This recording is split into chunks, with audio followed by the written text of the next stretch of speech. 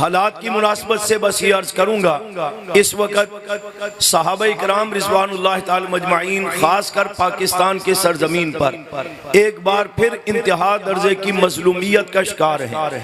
यहाँ सहाबा मजलूम हैं, फलस्तीन में सहाबा के गुलाम, वहाँ के मुसलमान मजलूम हैं। दोनों पर जुल्म करने वाला यहूदी है, वहाँ पर इसराइल का यहूदी बराह रास्त जुल्म कर रहा है, मुसलमानों को मार रहा है, माओ बहनों बेटियों को शहीद कर रहा है और मासूम बच्चों को खाक में मिला रहा है, खून में तड़पा रहा है, जख्मी कर रहा है, मसाजिद पर हमले हो रहे हैं, अल्लाह के घर को भी वहाँ पर मजरू किया जा रहा है। और यहाँ पर जो सहाबा मजलूम हैं, वो सहाबा किसकी जबान किसके कलम से मजलूम है? वो भी उन्हीं यहूदियों का एजेंट है जो पाकिस्तान में सहाबा के नाम के पुतले भी जलाता है, सहाबा पर तबर्रे भी कर रहा है, सहाबा के खिलाफ गालम गलोच का बाजार भी गर्म किए हुए है। वहाँ भी मुसलमानों पर जुल्म करने वाला यहूदी है, यहाँ सहाबा पर हमले करने वाला यहूदी का मानवी नस्ल यहूदी ही की नस्ल है जो सहाबा पर हमले कर रही है। और ऐसे दोनों बदबख्तों के खिलाफ कुरान और सुन्नत के जो अहकामात हैं वो हमें बेदारी का सबक दे रहे हैं, गैरत ईमानी का सबक दे रहे हैं, जुर्रत का सबक दे रहे हैं कि मुसलमानों पर जुल्म करने वाला यहूदी हो या सहाबा पर तबर्रा करने वाला यहूदी और नस्ल हो, दोनों के खिलाफ आवाज हक बुलंद करते हुए जब तक आप मैदान अमल में नहीं निकलेंगे और जिहाद के लाइन पर चलते हुए, चाहे वो कलम से जिहाद हो, वो जबान से जिहाद हो, हुक्मरान ऐलान करें तो वो मुसल्ला जिहाद भी हो, उस वक्त तक ये बदबख्त यहूदी जो है ये काबू भी नहीं आएगा, बाज भी नहीं आएगा। इसके लिए जरूरी है कि हमें ईमानी जुर्रत और जज्बे के साथ इत्तेहाद और इत्तेफाक पैदा करते हुए मैदान अमल में निकलना चाहिए। और उसके लिए तमाम साहबे बैत उनकी जुर्रतें हमारे लिए मिसाल है, उनकी इस्तकामत हमारे लिए मिसाल है। उनमें से बिलखुसूस यहूदियत का इलाज अगर कामिल तौर पर उस दौर में हुआ है तो वह हजरत उमर और हजरत मुआविया की काविशों से हुआ है। इस दौर में भी अगर आप इस यहूदी और यहूदियों नस्ल, इस बदबख्त सहाबा के गुस्ताख राफजी काफर का इलाज करना है, उसके लिए जुर्रत उमरी अपनानी पड़ेगी, उसके लिए जुर्रत मुआविया अपनानी पड़ेगी। वो जुर्रत अपनाकर आप मैदान में निकल आए, फिर हम देखते हैं कि मुसलमानों पर यहूदी हमले कैसे करता है और सहाबा पर यहूदी और नस्ल बकवास कैसे करता है। हजरत उमर रजी अल्लाह ताला को अल्लाह के रसूल सल्लल्लाहु अलैहि वसल्लम ने इस्लाम के गलबे के लिए और ऐसे काफरों के इलाज के लिए अल्लाह से मांगा था। बाकी सहाबा मुरीद नबी हैं, हजरत उमर मुरीद नबी भी हैं, मुराद नबी बनकर के आए और ईमान लाने के बाद कोई 10-20 साल तरबियत नहीं पाई, फौरी तौर पर अल्लाह ने आपसे जो काम लेना शुरू किया, आपने रसूलुल्लाह सल्लल्लाहु अलैहि वसल्लम से दरखास्त की आप भी सहाबा चले बैतुल्लाह में नमाज पढ़ते हैं। कहा आपकी कौम रुकावट है। उमर रजी अल्लाह ताला फरमाते हैं उमर ईमान ले आए, फिर भी ये कौम रुकावट बनेगी। आपको लेकर जब हजरत उमर बाहर निकले, काफरों का ललकारा कि आओ जिसने अपनी बीवी को बेवा कराना है, बच्चों का यतीम कराना है, उमर कलमा पढ़ के सहाबी रसूल बन चुका है, मोहम्मद रसूलुल्लाह का गुलाम बन चुका है।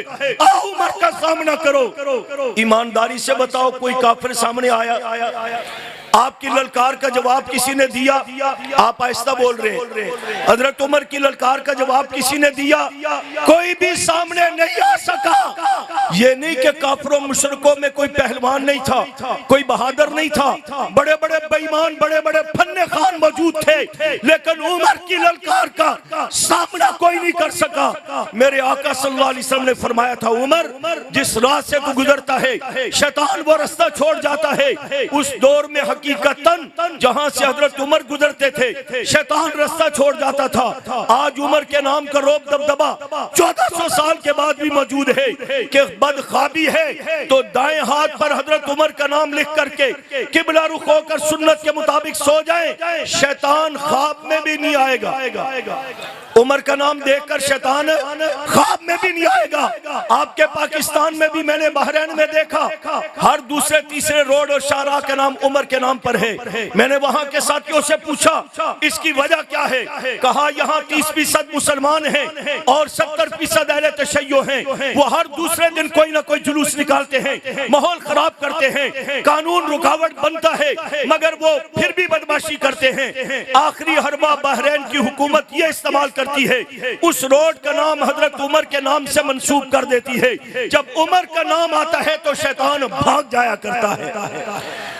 और ये तजर्बा पाकिस्तान में भी कई बार किया जा चुका है, जहां उमर का नाम आया शैतान भाग गया। और अफगानिस्तान में मुल्ला उमर आया, आलमी कुफरिया ताकते जितने बड़े बड़े शैतान थे सारे भाग गए। इसलिए कहता हूँ सिंध के मुसलमानों और मेरी जमात के कारकुनों, हम सहाबा के औसाफ अपने अमाल में, अपने किरदार में अपनाना अपने लिए सआदत समझे, ईमानी जिम्मेदारी समझे। और बिलखुसूस कुफर के मुकाबले के लिए जज्बे उमर जरूरत है, ईमान उमर की जरूरत है, तकवा उमर अपनाने की जरूरत है, जज्बे उमर अपनाने की जरूरत है, सोच उमर अपनाने की जरूरत है और फिक्र उमर अपनाने की जरूरत है। जब इसी बैतुल मुकद्दस को लश्कर कशी करते हुए सहाबा फतह करने के लिए पहुंचे तो दुश्मन ने कहा था सहाबा हमारे साथ लड़ाई न करो, हमने अपनी किताबों में पढ़ा है एक शख्स होगा जिसका नाम उमर होगा, वो बैतुल मुकद्दस को फतह करेगा। आज भी आपके अमीरुल मोमिनीन का नाम उमर है, उनको बुला लीजिए, हम देखते हैं अगर ये वही उमर है, वही औसाफ व कमालात इनमें पाए जाते हैं, वही शख्सियत है, लड़ने की जरूरत नहीं, हम चाबी आपके हवाले कर देते हैं। चुनांचे हजरत उमर रज़ी अल्लाह तआला को पैगाम दिया, आप मदीना मुनव्वरा से चले, कोई लाव लश्कर लेकर के नहीं, एक गुलाम एक घोड़ा लेकर के वहां से सफर शुरू किया। और जब बैतुल मुकद्दस के करीब पहुंचे साहबा ने कहा कुर्ता पुराना है, बदल लीजिए, दुश्मन के सामने जाना है, इज्जत वकार का मसला है, घोड़ा कमजोर है, ना अच्छी नस्ल का घोड़ा ले लीजिए, उस पर सवार होके जाइए।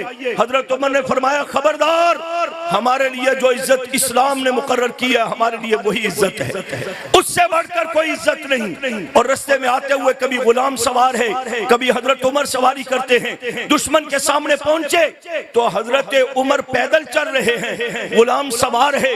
आपने ये भी नहीं कहा कि अब तो दुश्मन आ गया है, थोड़ी देर के लिए आप मुझे भी इज्जत दे दे, नीचे उतरे मैं ऊपर बैठता हूँ, नहीं, आप नकेल पकड़े हुए सवारी की दुश्मन के सामने जाते हैं, गुलाम सवार है।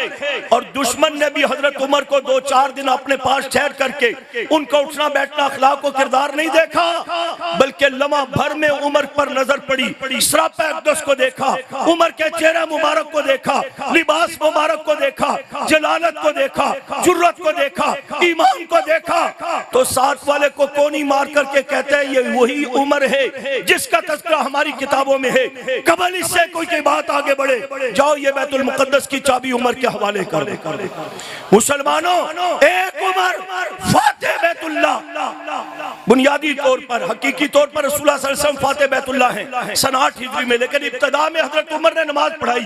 एक उमर तन्हा फाते बैतुल्लाह, वही उमर तन्हा फाते बैतुल मुकद्दस। आज अरबों खरबों मुसलमान बैतुल्लाह भी साजिशों के नरगे में, बैतुल मुकद्दस भी काफिरों के नरगे में। क्यों? सोचने की जरूरत है। हुक्मरानों से भीख मांगते रहोगे।